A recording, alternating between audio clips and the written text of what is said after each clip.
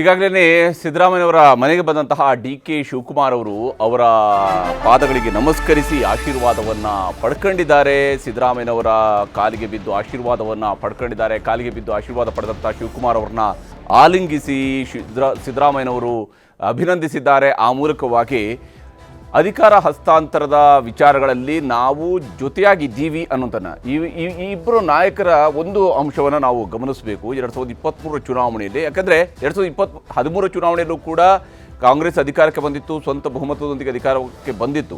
ಅದು 23 ಚುನಾವಣೆಯಲ್ಲಿ ಶಿವಕುಮಾರ್ ಅವರು ಇದ್ದಾಗ ಶಿವಕುಮಾರ್ ಅವರು ಎಲ್ಲೋ ಒಂದು ಕಡೆಯಲ್ಲಿ ಸಪ್ರೇಟ್ ಆಗಿರ್ತಾರೆ, ಜೊತೆಯಲ್ಲಿ ಕರ್ಕೊಂಡು ಹೋಗಲ್ಲ ಅನ್ನುವಂಥ ರೀತಿಯಾದಂಥ ಅಭಿಪ್ರಾಯಗಳಿದ್ವಲ್ಲ, ಅವುಗಳನ್ನು ಹೋಗಲಾಡಿಸಿದ್ದು ಶಿವಕುಮಾರ್ ಅವರ ನಡೆ ಮತ್ತು ನುಡಿಗಳು. ಯಾಕಂದರೆ ಅವತ್ತು ಸಿದ್ದರಾಮಯ್ಯನವ್ರ ಜೊತೆಗೆ ಇದೇ ರೀತಿಯಾಗಿ ಮೈಸೂರಿನ ಒಂದು ಹೋಟೆಲ್ನಲ್ಲಿ ಕುಳಿತು ಇಬ್ಬರು ಜೊತೆಯಲ್ಲಿನೇ ವಿಡಿಯೋ ಮಾಡಿ ನಾವಿಬ್ಬರು ಇನ್ನೊಬ್ಬರ ಆರೋಗ್ಯವನ್ನು ವಿಚಾರಿಸ್ತಾ ಶಿವಕುಮಾರ್ ಅವರು ಏನು ಪ್ರಚಾರಕ್ಕೆ ಹೋದಂಥ ಸಂದರ್ಭದಲ್ಲಿ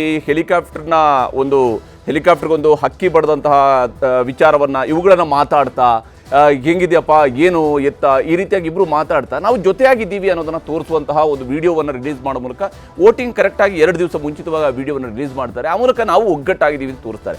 ಇವತ್ತು ಕೂಡ ಆ ಒಂದು ವಿಶ್ವಾಸವನ್ನು ಇಬ್ಬರು ನಾಯಕರು ಕೂಡ ಉಳಿಸ್ಕೊಂಡಿರುವಂಥದ್ದು ಈ ಒಂದು ಚಿತ್ರದ ಮೂಲಕವಾಗಿ ಗೋಚರಿಸ್ತಾ ಇದೆ. ರಾಜಕೀಯದಲ್ಲಿ ಅಭಿಪ್ರಾಯ ಭೇದಗಳು ಅಥವಾ ಬೇರೆ ಬೇರೆ ರೀತಿಯಾದಂತಹ ನಡೆಗಳು ಇದ್ದೇ ಇರುವಂಥದ್ದು. ಆದರೆ ಒಂದು ಪಕ್ಷವಾಗಿ ನಡೆಯುವಾಗ ಇಂಥವುಗಳನ್ನು ದೂರ ಇಟ್ಟು ನಾವು ಜೊತೆಯಾಗಿ ಸಾಗಬಹುದು ಅನ್ನೋದನ್ನು ಇಬ್ಬರು ನಾಯಕರು ಒಂದು ಮೇಲ್ಪಂಕ್ತಿಯನ್ನು ಹಾಕಿಕೊಡುವಂಗೆ ಕಾಣ್ತಾ ಇದೆ. ಅದು ಈ ಫೋಟೋಗಳು ಅಂಥದ್ದೊಂದು ದೃಶ್ಯವನ್ನು ನಮಗೆ ಹೇಳ್ತಾ ಇದೆ.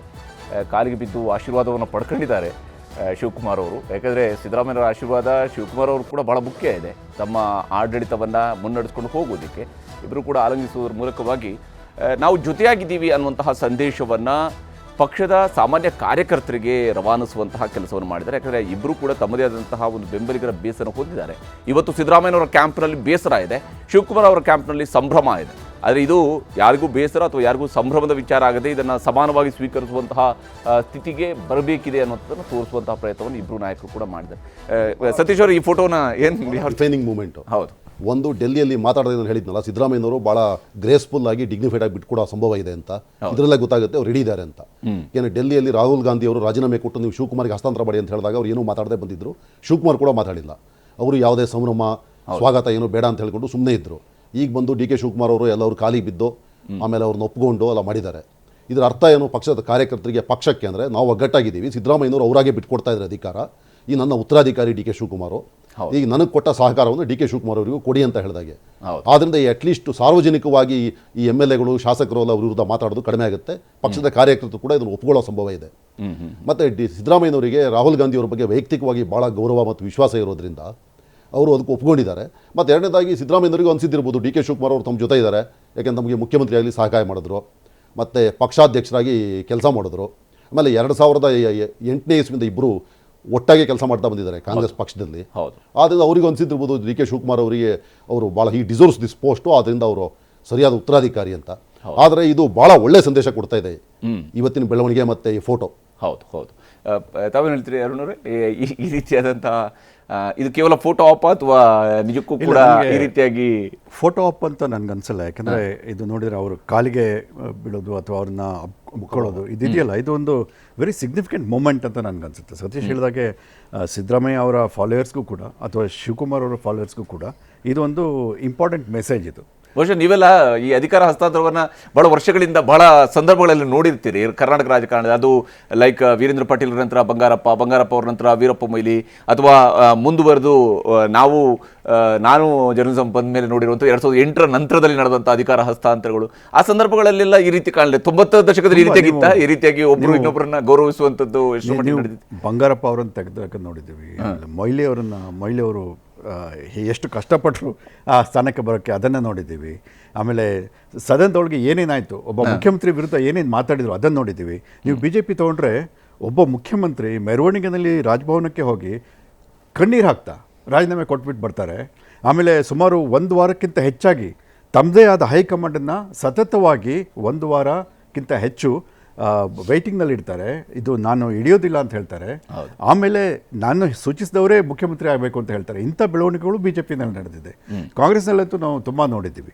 ಸೊ ಹೀಗಾಗಿ ಇವತ್ತಿನ ಬೆಳವಣಿಗೆ ಮತ್ತೆ ಇವತ್ತೇ ಯಾಕೆ ಕಳೆದ 2 ದಿನದಲ್ಲಿ ಏನೇನಾಯಿತು, ಇದು ಒಂದು ಹೊಸ ಥರದ ಪೊಲಿಟಿಕಲ್ ಪ್ರೋಸೆಸ್ಸನ್ನು ಸೂಚಿಸುತ್ತೆ ಅಂತ ನನಗನ್ಸುತ್ತೆ. ಆಮೇಲೆ ಮೊನ್ನೆ ಒಂದು ಫೋಟೋ ನೋಡಿದ್ವಿ, ಕಾಂಗ್ರೆಸ್ ಹೆಡ್ ಕ್ವಾರ್ಟರ್ಸ್ನಲ್ಲಿ ಕೂತ್ಕೊಂಡು ಈ ಮೀಟಿಂಗ್ಗಳು ಶುರುವಾಗಕ್ಕಿಂತ ಮುಂಚೆ ಸಿದ್ದರಾಮಯ್ಯ ಮತ್ತು ಶಿವಕುಮಾರ್ ಅವರು ಪಕ್ಕದಲ್ಲಿ ಕೂತ್ಕೊಂಡು ಮಾತಾಡ್ತಿದ್ದಾರೆ.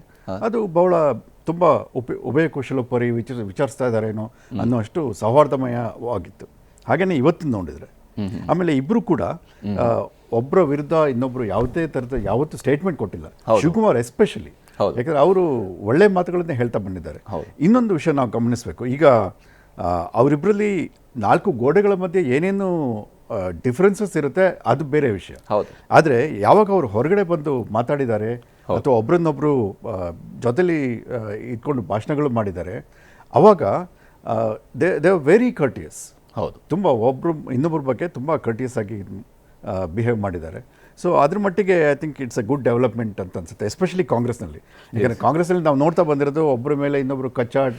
ಯಾಕಂದರೆ ಪಂಜಾಬ್ನಲ್ಲಿ ನಾವು ಅಧಿಕಾರ ಹಸ್ತಾಂತರದ ಸಂದರ್ಭದಲ್ಲಿ ಹೊಸ ಪಕ್ಷದ ಸೃಷ್ಟಿಯಾಗೋಯ್ತು. ಅಲ್ಲಿ ಕ್ಯಾಪ್ಟನ್ ಅವರು ಹೊಸ ಪಕ್ಷವನ್ನೇ ಕಟ್ಟೋದಕ್ಕೆ ಹೋದರು. ಯಾಕಂದರೆ ಮೋಸ್ಟ್ ಪಾಪ್ಯುಲರ್ ಲೀಡರ್ಗಳನ್ನು ಬದಲಾಯಿಸುವುದು ಅಷ್ಟು ಸುಲಭದ ಕೆಲಸ ಆಗೋದೇ ಇಲ್ಲ ಯಾವತ್ತು. ನಿಮ್ಗೆ ಗೊತ್ತಿದೆ ರಾಜಸ್ಥಾನದಲ್ಲಿ ಏನೇನಾಯಿತು ಅಂತ. ಅಲ್ಲೂ ಬಹುಶಃ ಇದೇ ಥರ 2.5 ವರ್ಷದ ಅಗ್ರಿಮೆಂಟ್ ಬಹುಶಃ ಆಗಿತ್ತೋ ಏನೋ. ಹೌದು. ಸೊ ಅದು ಆದ ತಕ್ಷಣ 2.5 ವರ್ಷ ಮುಗಿದ ತಕ್ಷಣ ಕೇಳಲಿಲ್ಲ, ಗೆಹ್ಲೋಟ್ ಅವರು ಕೈ ಎತ್ಬಿಟ್ರಲ್ಲಿ ಒಪ್ಪಲಿಲ್ಲ.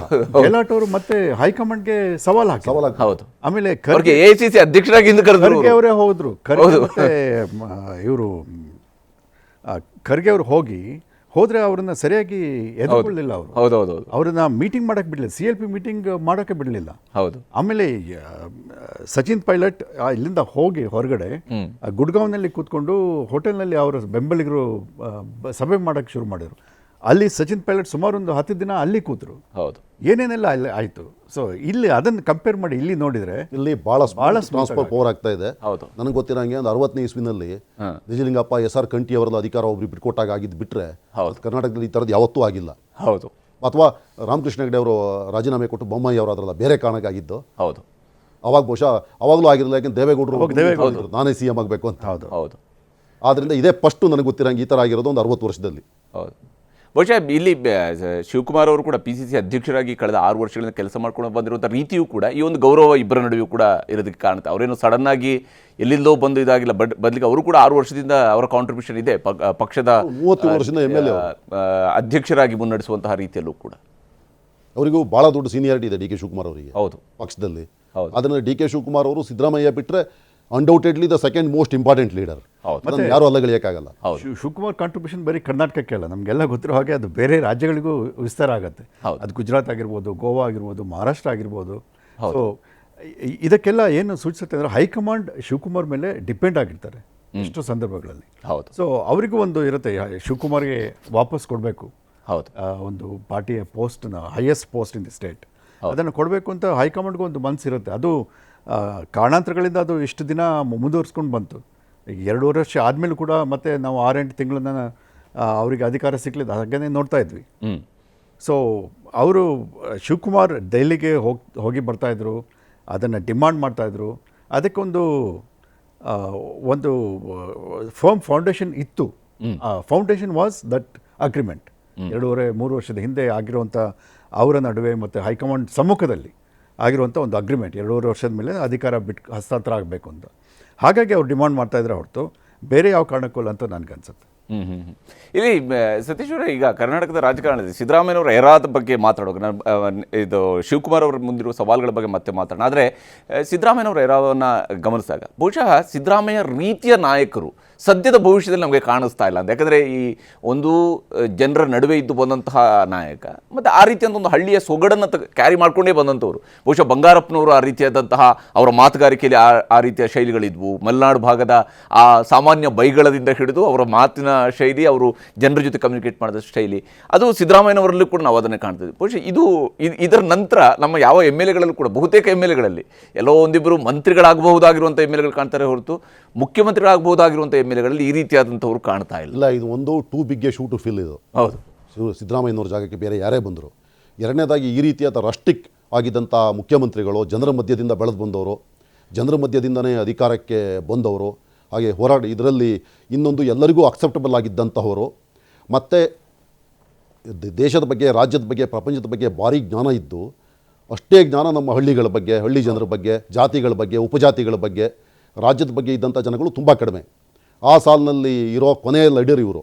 ಈ ಸಿದ್ದರಾಮಯ್ಯನವ್ರ ಥರ ಈ ಥರ ನಾಲೆಜ್ ಇರೋದು ದೇವೇಗೌಡರು, ಅವರು ಮುಖ್ಯಮಂತ್ರಿ ಆಗಿದ್ದರು. ಯಡಿಯೂರಪ್ಪನವ್ರಿಗೆ ಈ ಥರ ದೊಡ್ಡ ನಾಲೆಜ್ ಇದೆ. ಯಡಿಯೂರಪ್ಪನವರು ರಾಜಕೀಯದಿಂದ ನಿವೃತ್ತಿಯಾಗಿದ್ದಾರೆ ಈಗ.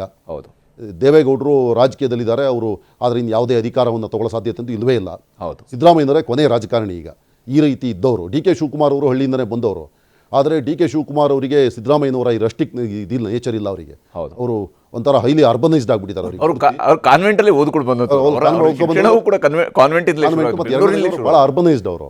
ಅವ್ರು ಈ ಕನಕಪುರ ಕಡೆ ಗೌಡ್ರು ಭಾಷೆಯನ್ನು ಮಾತಾಡ್ತಾರೆ ಊರಿ ಕಡೆ ಹೋದಾಗ ಅನ್ನೋದು ಬಿಟ್ಟರೆ ಅವ್ರು ತುಂಬ ಅರ್ಬನ್ ಮನುಷ್ಯ ಡಿ ಕೆ ಶಿವಕುಮಾರ್ ಅವರು.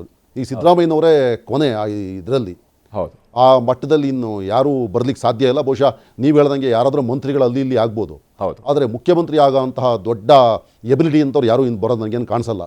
ಆದ್ದರಿಂದ ಟ್ರೂಲಿ ಎಂಡ್ ಆಫ್ ಎನ್ ಇರಾ ಇದು. ಆಮೇಲೆ ದೊಡ್ಡ ಜನರೇಷನಲ್ ಶಿಫ್ಟ್ ಆಗ್ತಾ ಇದೆ ನಮ್ಮ ಕರ್ನಾಟಕ ಪಾಲಿಟಿಕ್ಸಲ್ಲಿ. ಈಗ ಡಿ ಕೆ ಶಿವಕುಮಾರ್ ಅವರು ಕೂಡ ಇನ್ನು 5 ವರ್ಷ ಬಿಟ್ಟು ಸೀನಿಯರ್ ಆಗ್ತಾರೆ. ಸಿದ್ದರಾಮಯ್ಯನವ್ರಿಗೆ ಇವತ್ತೇನಾಗಿದೆ ಅವಾಗ ಅವರಿಗೂ ಓದಾಗುತ್ತೆ, ಇನ್ನೊಬ್ರು ಬರ್ತಾರೆ ಆ ಸಂದರ್ಭದಲ್ಲಿ. ಹೌದು ಹೌದು ಹೌದು. ಯಾಕಂದರೆ ರಾಜಕಾರಣ ಅನ್ನುವಂಥದ್ದೇ ಹಾಗೆ, ಒಬ್ಬರು ಹಳೆ ನೀರು ಹೋಗಲೇಬೇಕು, ಹೊಸ ನೀರು ಬರಲೇಬೇಕು.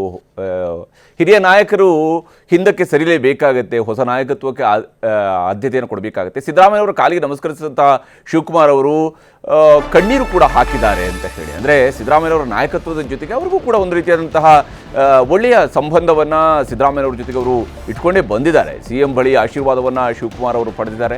ಅದಾದ ನಂತರ ಕಣ್ಣೀರು ಕೂಡ ಹಾಕಿದ್ದಾರೆ.